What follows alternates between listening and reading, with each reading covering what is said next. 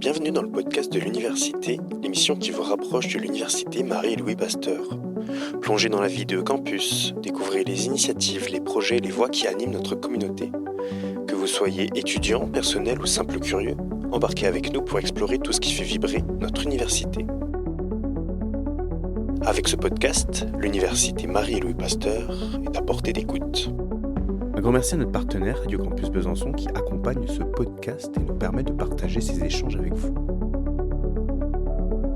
Aujourd'hui, nous allons explorer un espace où la musique et la politique se rencontrent, s'influencent et parfois même se confondent. Hymnes électoraux, playlists de campagne, chansons engagées, la musique n'est jamais qu'un décor.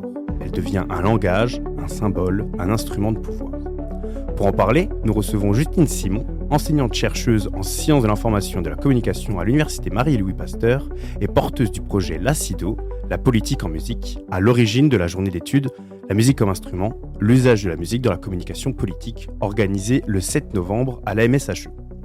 Ensemble, nous allons comprendre comment la musique, au-delà du plaisir d'écoute, devient une véritable voix politique. Alors tout d'abord, bonjour à vous et merci d'avoir accepté notre invitation dans ce podcast. Bonjour, merci beaucoup pour cette invitation. En quelques mots, je vous laisse vous présenter tout d'abord. Je suis maître de conférence, comme vous l'avez dit, en sciences de l'information et de la communication. Et je travaille au sein de l'IUT Besançon-Vesoul. Et le projet de recherche LACIDO a démarré il y a un peu plus d'un an maintenant. Et donc correspond à un nouveau terrain de recherche, puisque ma principale problématique de travail porte sur les réseaux sociaux numériques et notamment sur la viralité sur les réseaux sociaux numériques. Est-ce que vous pouvez nous raconter la naissance de ce projet justement et les grandes lignes de cette journée d'études qui est organisée à la MSHE? Oui, alors ce projet donc, a été pensé et construit au sein du pôle dans lequel je travaille, qui s'appelle le pôle Discours, Dispositifs, Société, au sein de l'unité de recherche Eliade. Et en fait, l'ensemble des collègues qui travaillent dans ce pôle travaillent soit en sciences de l'information et de la communication, soit en analyse du discours. Et on se questionne en fait de cette disposition qu'est la musique à constituer une forme de discours en fait. Et on va réfléchir à sa possibilité d'être reprise, réinterprétée, de circuler sur les différents espaces, qu'ils soient médiatiques ou numériques. Et donc, ce projet a bénéficié d'un soutien de l'Université Marie-Louis Pasteur. Et grâce à ce soutien, on a pu réaliser différents éléments. Alors, vous avez parlé de la journée d'études. La journée d'études, elle est focalisée sur la problématique de la musique en lien spécifiquement avec la communication politique, plutôt du point de vue des stratégies des politiciens, politiciennes. Et les trois axes que nous avons mis en avant à travers cette journée d'études sont en lien avec le marketing sonore, premièrement. En fait, comment le marketing sonore va influencer l'élaboration de stratégies des politiciens et des politiciennes et de toute l'équipe de communication qui les entoure. Le deuxième axe, il se focalise sur les relations qui peuvent être établies entre les stars, les musiciens, musiciennes et les personnalités politiques. Le troisième axe cherche à développer tout un ensemble de réflexions qui est en lien avec les stratégies politiciennes qui sont directement développées via les réseaux sociaux numériques. Et la journée d'études, c'est une des réalisations qui a été menée dans le cadre de ce projet, LACIDO. Mais nous avons aussi réalisé un gros travail éditorial. Un ouvrage pluridisciplinaire est en cours, où nous allons accueillir 14 chapitres avec 17 auteurs. Et on a vraiment une vision pluridisciplinaire sur le sujet. Et qu'est-ce qui vous a donné envie justement de travailler sur le lien entre la musique et la communication politique ? Alors déjà sur la musique, en fait, le projet il est né d'une recherche précédente qui concernait l'étude de la viralité des images via les réseaux sociaux numériques, où j'ai écrit un livre qui s'intitule Chaton mignon, #ChatonMignon, apprivoiser les enjeux de la culture numérique. C'est paru à l'Harmattan en 2024. Et parmi les discours que j'ai analysés, il y en avait un certain nombre qui étaient issus de TikTok. Et donc, en fait, ce qui m'intéressait, c'est de voir que dans cette écriture, qui est à la fois créative, mais aussi imposée par le format technologique de TikTok, puisqu'on a une durée imposée, une manière de faire qui est aussi régulée par les algorithmes, il y a une possibilité de se sociabiliser, de se politiser, de s'engager. On était en juin 2024, approchaient les élections européennes, et donc j'ai commencé à m'intéresser de plus près au discours politique sur TikTok, en lien plus précisément avec la candidature de Jordan Bardella, étant donné que dans les sondages, il apparaissait comme étant un candidat favori, on va dire. Et j'ai donc réuni ce corpus-là pour étudier un ensemble de publications où la musique était présente, donc sur les européennes, puis sur les législatives de 2024. Pouvez-vous nous donner quelques exemples d'interventions ou de thématiques qui ont été abordées lors de ces différentes actions ? Dans l'ouvrage en construction, on aura donc 14 articles pour vous donner un petit peu une idée de ce à quoi vous pourrez avoir accès dans l'ouvrage qui, je ne l'ai pas dit, mais qui sera publié aux presses universitaires de Franche-Comté en 2026. On a plusieurs contributions qui se consacrent aux musiques post-coloniales, plus précisément avec le cas de la Côte d'Ivoire ou encore sur le Congo. On a plusieurs textes qui portent sur le rap, dont un qui parle des chansons de rap, qui parle des homicides policiers. Donc, ce qui est intéressant en fait dans l'approche de ce projet, qui est interdisciplinaire ou pluridisciplinaire, c'est de toujours avoir ce fil conducteur de musique et politique, mais aussi toujours en s'interrogeant à la question du discours. Nous quittons maintenant le cadre du projet pour s'intéresser à la matière même du sujet, la musique comme outil politique. Derrière chaque refrain ou chaque hymne électoral, il y a souvent une intention, un message, une émotion calculée ou sincère. Comment ces sons participent-ils à construire l'image d'un candidat, d'un parti ou d'une cause ? En quoi la musique peut-elle renforcer ou façonner un discours politique ? Je pense que la principale raison, c'est la question de l'émotion. La charge émotionnelle des musiques, c'est vraiment un ingrédient qui est majeur, qui peut renforcer un discours politique.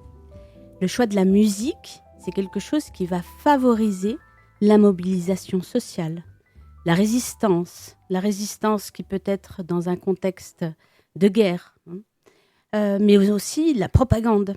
Et lorsque l'on parle d'instrumentalisation par les dirigeants ou les personnalités politiques, l'émotion, elle est extrêmement importante. Alors vous avez peut-être déjà entendu la sentence de Platon qui dit « Si tu veux contrôler le peuple, commence par contrôler sa musique ». Et dans cette sentence, moi j'entends vraiment l'idée du pathos qui est extrêmement fort, c'est-à-dire c'est la capacité à susciter l'adhésion émotionnelle. L'émotion va prendre le dessus sur la raison, sur la pensée, sur le logos. Et donc l'idée c'est de pouvoir influencer, on dit persuader lorsqu'il s'agit d'émotions. Et dans ce cadre-là, je pense qu'on va vraiment renforcer le discours politique. Le deuxième élément de réponse que je voulais donner, il est lié à un principe linguistique, on va dire, qui correspond à l'idée qu'une petite phrase peut être facilement reprise, notamment je parle des réseaux sociaux numériques, mais pas que, parce que l'idée de la sloganisation, c'est-à-dire de prendre un élément du discours pour en faire un slogan, pour en faire une petite punchline ou un élément qui va circuler d'un point de vue musical de manière forte, ça peut être lié à son format court, sa petitesse, qu'il soit avec des paroles ou sans paroles. Donc cette idée de sloganisation, ça va être l'idée qu'une petite formule, petite phrase peut être décontextualisée, recontextualisée, remasterisée, mélangée.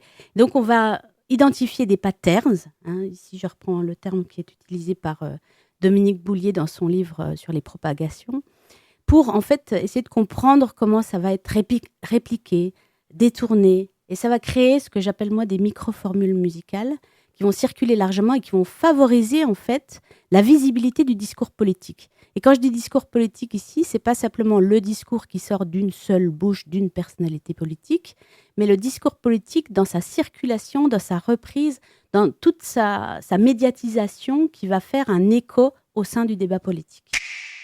On compte donc qu'il y a un peu des codes sonores, et est-ce qu'il en existe et est-ce qu'ils sont associés à des styles et à certaines idéologies politiques ? Ce que je peux faire, c'est citer Thibaut Jean Demange, et qui lui a vraiment travaillé sur cette idée du marketing sonore et nous dit qu'en fait, du point de vue de la communication des partis, plus particulièrement, que jusque dans les années 70, les partis de droite, ils chantaient traditionnellement la Marseillaise, alors que les partis de gauche, ils chantaient l'Internationale. Et au tournant des années 1970, en 77 précisément, François Mitterrand, en fait, il va marquer un tournant. Et il va faire appel à un compositeur qui va lui créer une composition qui sera identifiable pour le parti, à l'époque le Parti socialiste, le PS.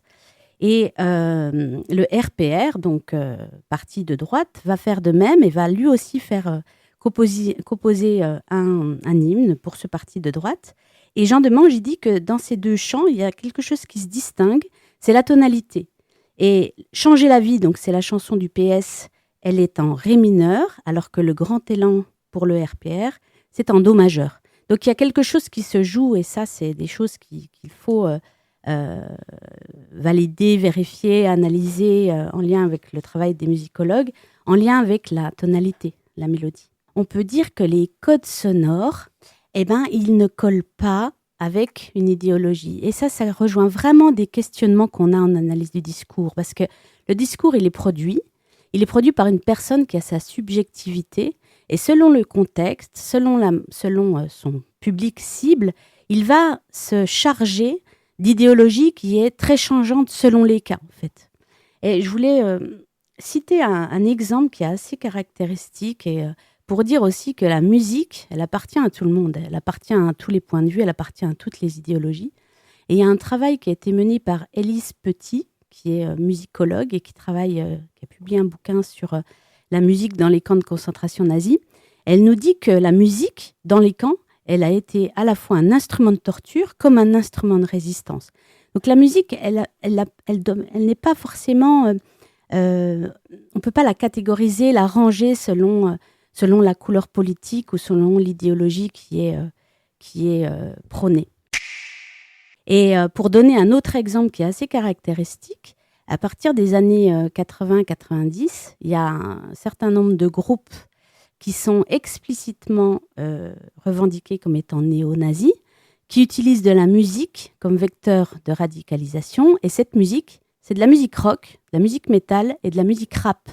C'est ce qu'on appelle le rap identitaire. Et cela, ça montre bien que la musique, selon les contextes, elle peut avoir une visée qui est fascisante, fasciste, et qu'on peut s'en servir comme outil d'endoctrinement idéologique. Et les artistes dans tout ça, de leur côté, deviennent-ils aussi des acteurs politiques lorsqu'ils s'engagent publiquement ? Alors si je parle de l'artiste seul, c'est-à-dire l'artiste qui serait l'artiste engagé, les chanteurs, les musiciens qui vont se rallier à une cause ou qui vont prendre parti, donc défendre un camp politique, bien évidemment, ça existe. On pense à Johnny Hallyday qui a soutenu Emmanuel Macron, ou encore Lady Gaga qui soutenait Kamala Harris. Mais il y a aussi les artistes engagés contre. Et les artistes engagés contre, on en a vu un certain nombre lors de l'élection de Trump pour dénoncer cette politique anti-immigration. Beyoncé, Bono, Bruce Springsteen ont tous levé leur voix pour s'opposer au candidat Trump. Il y a aussi l'idée que les personnalités politiques, parfois, ils utilisent des musiques sans demander l'autorisation aux artistes. C'est arrivé avec Céline Dion. Il y a aussi toute cette question-là qui est à creuser. Ça aussi, ça me fait penser à encore une autre question qui porte plus justement sur la thématique de la journée d'études, sur l'instrumentalisation de la musique, où en fait, il y a des personnalités politiques, dès qu'elles sont invitées sur des chaînes d'émissions de grosse audience, ils vont se permettre de donner leur avis sur des artistes et de donner leur avis sur ce qu'ils représentent en tant qu'artistes.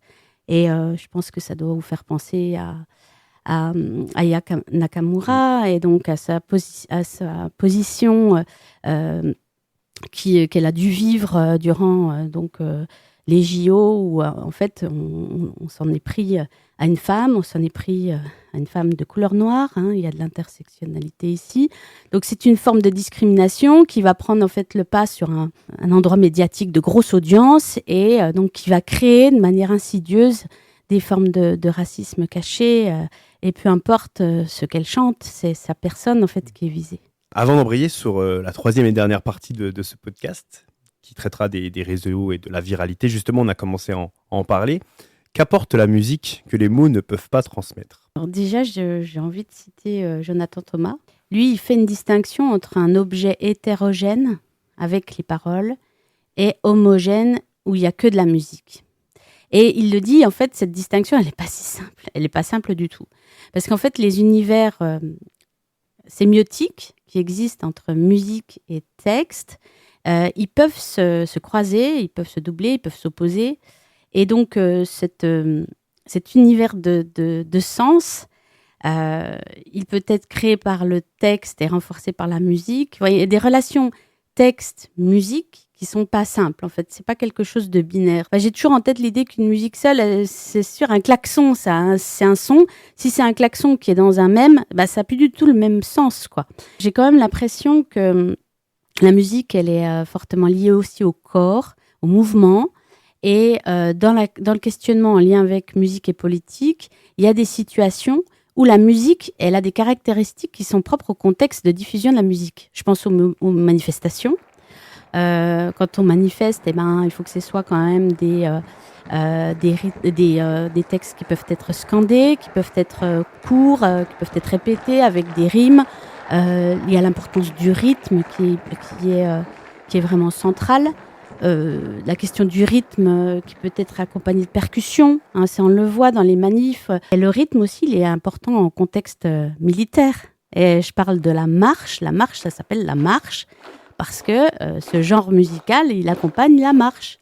Il accompagne la marche des soldats qui vont se déplacer. La synchronisation des mouvements, le fait de faire le même geste, le même pas, la même coordination du corps, c'est quelque chose qui est hyper important. Nous allons embrayer donc sur cette troisième partie à propos des réseaux, de la viralité et des nouvelles formes d'engagement. À l'ère des plateformes et des algorithmes, la circulation des sons et des messages s'est transformée. Un morceau peut devenir viral, un refrain devenir slogan, une vidéo TikTok se transformer en débat public. Parlons maintenant de cette dimension numérique et virale de la musique politique et de ce qu'elle révèle sur les nouvelles formes d'engagement. La question, la première qui me vient en tête, c'est quel rôle jouent aujourd'hui les réseaux sociaux et leur algorithme dans la diffusion des musiques à caractère politique ? Étudier la question politique à travers ces expérimentations en ligne musicale oblige en fait à questionner qu'est-ce qu'un réseau social, qu'est-ce qu'une plateforme socio-numérique. Et on le sait, ces plateformes socio-numériques, elles vivent grâce aux données qui peuvent être des données de ce que l'on va aimer, publier, regarder, passer du temps sur.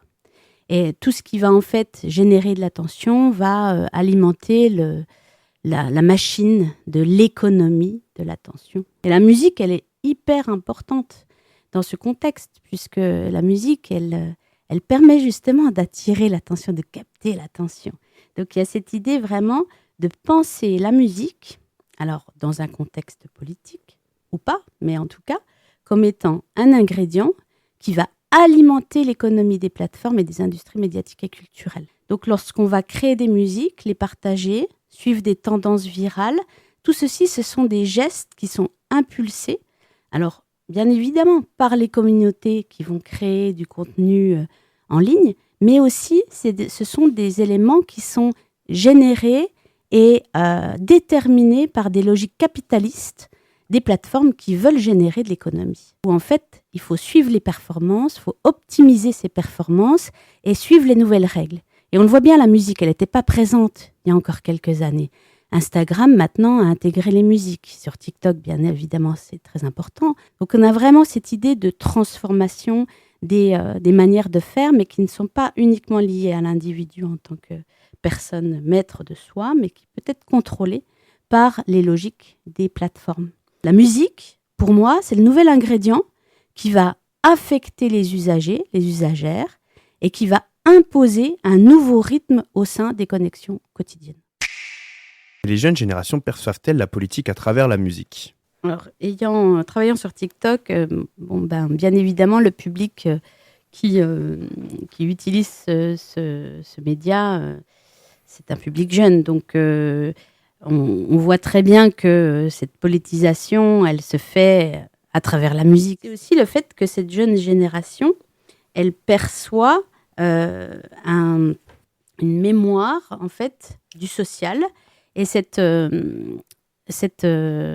histoire de la musique, elle fait partie des nouvelles perceptions de la nouvelle génération qui va réactiver une mémoire sociale. Et cette mémoire, elle se fait aussi à travers les références musicales. Et on le voit bien à travers TikTok, les références musicales, elles peuvent être justement très nostalgiques dans le sens musique ringarde ou musique dépassée, mais justement on aime bien jouer sur ce côté un peu glitch dans la musique.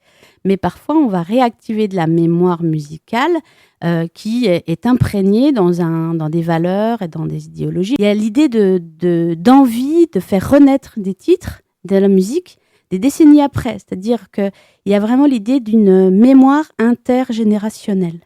Et avec le titre Porcherie, ça s'observe vraiment de manière très forte. On a entendu ce titre pendant les manifestations et sur TikTok énormément. Et ça a été donc repris dans un discours antifasciste, mais aussi par les pro-Bardella, dans le corpus que j'ai analysé, puisqu'en fait, comme je l'ai dit tout à l'heure, la musique, elle fait toujours l'objet d'une lutte idéologique. Et selon qui on est, notre objectif communicationnel et le contexte dans lequel je me situe, on va faire utiliser la mémoire, transformer la mémoire, donner un autre sens à la mémoire. Et tout ceci se joue à travers donc, les nouvelles générations qui utilisent la musique. Et auriez-vous un exemple récent de chanson, de mème ou de vidéo musicale qui a marqué le débat public ? Dans le contexte électoral, on a tout un tas d'exemples de mèmes qui se positionnaient pour Bardella durant les élections de 2024. Des parodies beaucoup.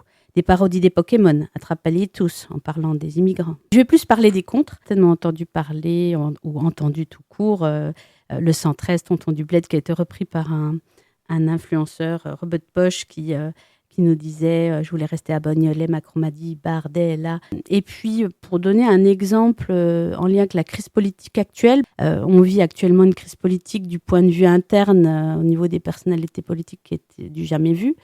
Et puis aussi, ce qui est très important, voire alarmant, c'est le dénigrement et le rejet total de la classe politique par les citoyens et citoyennes. Et il y a une chanson, il y a plusieurs thèmes musicaux qui correspondent à l'imaginaire de la figure du clown qui va utiliser donc des musiques comme l'entrée des gladiateurs et qui va donc faire écho à tous les émojis de clown, je pense que vous en voyez souvent, qui nous disent en fait sans arrêt que les personnalités politiques, elles sont objets de moquerie, elles sont dénigrées, et des dénigrements qui sont haineux, qui visent ces personnalités. Il y a une crise de confiance vis-à-vis de la classe politique qui est vraiment énorme, et ça se joue aussi à travers la musique. Après avoir traversé ces différents niveaux, du projet de recherche à la sphère médiatique, une question demeure.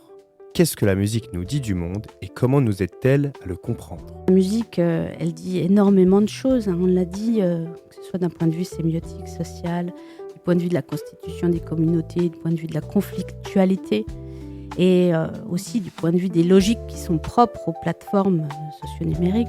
Mais ce qui, je pense, est vraiment central, c'est le fait que la musique, elle agit comme un ingrédient émotionnel. Et c'est cette émotion-là qui va tout guider, en fait. C'est le moteur. Et cette valeur affective, elle va permettre de s'affirmer, de se politiser, de défendre des valeurs, de s'opposer à, de créer, si je peux terminer là-dessus, de créer une expérience musicale. La musique, c'est vivre une expérience sociale. Et on le voit bien parce que dans les différents événements, alors qu'ils soient vraiment uniquement musicaux, comme le Hellfest ou tous les festivals où on va musiquer, mais il y a aussi des festivals où on va musiquer politiquement, comme la fête de l'UMA par exemple.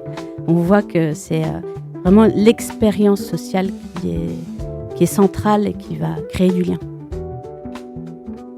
Merci à Justine Simon, enseignante-chercheuse en sciences de l'information et de la communication à l'Université Marie-Louis Pasteur, d'avoir partagé avec nous sa réflexion autour de la musique, de la communication politique et du projet LACIDO, la politique en musique. Merci pour votre écoute et à très bientôt pour un nouvel épisode du podcast de l'université, là où la recherche s'écoute, se partage et fait écho.